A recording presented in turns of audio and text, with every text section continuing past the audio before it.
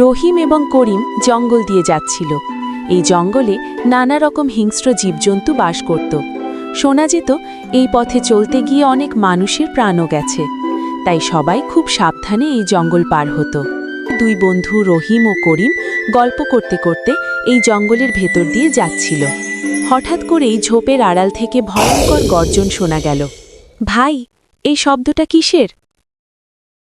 আমি ঠিক বুঝতে পারছি না।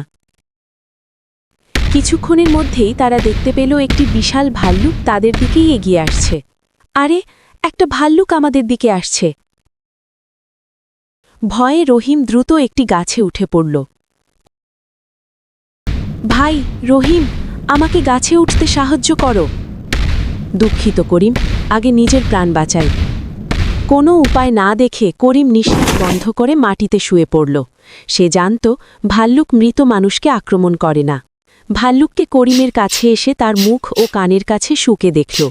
কোনো সাড়া না পেয়ে সে বুঝে নিল লোকটি মৃত এবং ধীরে ধীরে সেখান থেকে চলে গেল। ভাল্লুক চলে যাওয়ার পর রহিম গাছ থেকে নেমে করিমের কাছে এলো। ভাল্লুকটা তোমার কানে কানে কি বলছিল?